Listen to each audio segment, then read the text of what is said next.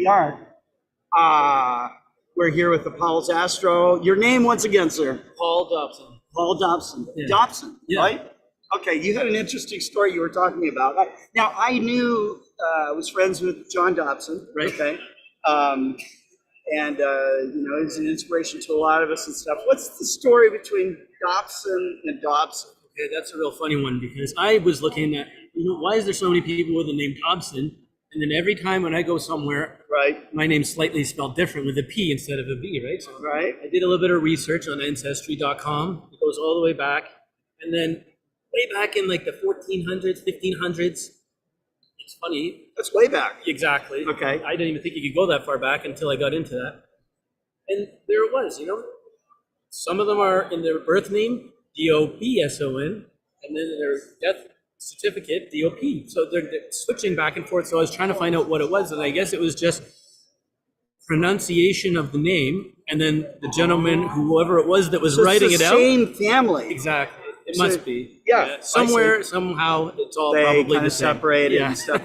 We have an employee, his name is Jerry Hubble, and it's spelled H-U-B-E-L-L, and then there's Edwin Hubble, it's B-L-E, okay? And they are actually related, okay? Same kind of reason, same kind of problem, but Isn't that funny, eh? anyhow, absolutely. Yeah, it's unique. So, you're here at NEAF, you have your Instagram account, Apollo's Astro. Yeah.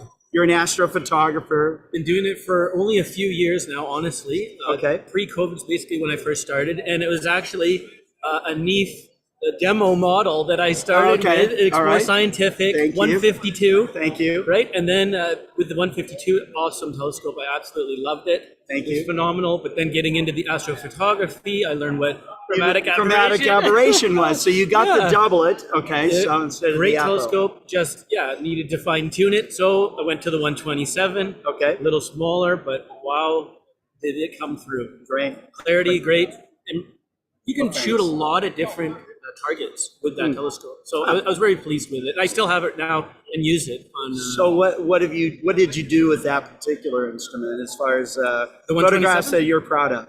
Oh, okay. Well, recently with it becoming galaxy season, I mean M51, also NGC 4151.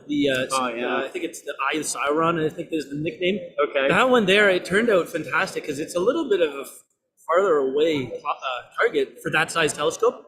Came in nice and crystal clear. Just had to put in the time. I got 22 hours, 24 hours, something like that on it, which is not easy from Southern Ontario, especially with a winter like we had, right? Mm-hmm. So yeah, it took a number of days. I think it was almost a week, with a little bit between the clouds every single time. Right. I had to make sure I got my flats and everything. So sure. But it turned out, and I was happy with it.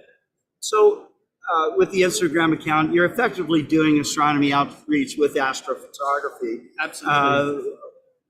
What kind of response do you get? I mean, forget about the brands and let's not talk about the models and telescopes or whatever. But what do you see it doing, and why do you do this? Other than I know that you love astronomy and you love astrophotography. And like me, you probably like galaxies and far away stuff. But what do you see it doing with your audience? I mean, it feels good. They say, "Oh, this is an awesome image," but deeper than that, what do you think it does? Yeah, honestly, it brings people together. They see, wow, that's out there. Mm-hmm.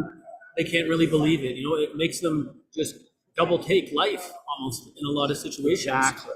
And they can see that they're just this little speck in the middle of nowhere. Right. And there's a lot more meaning to things than they might think. Right. And so bringing that to people, helping them take a moment to realize that's special.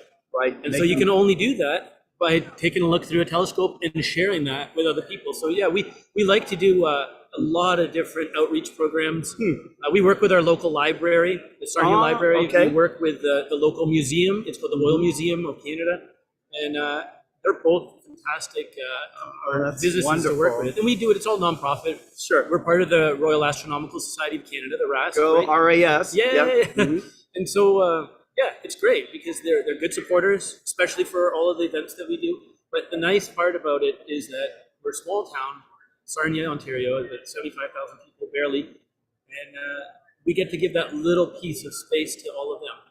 And absolutely. Like you were saying before, people don't really understand or realize how much is out there. So you can give them that little bit of a gift. Right, right.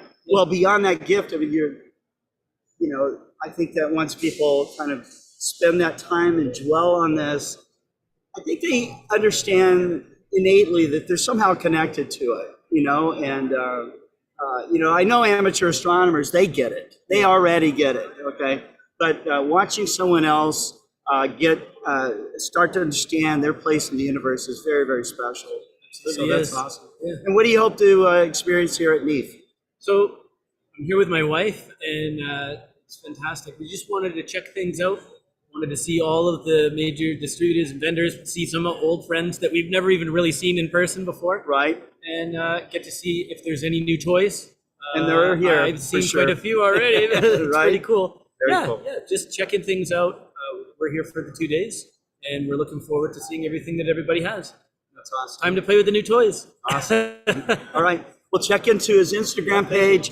Thank you very much. And thanks for tuning in here for our live streams here from Northeast Astronomy Forum here in Suffern, New York at Rockland Community College.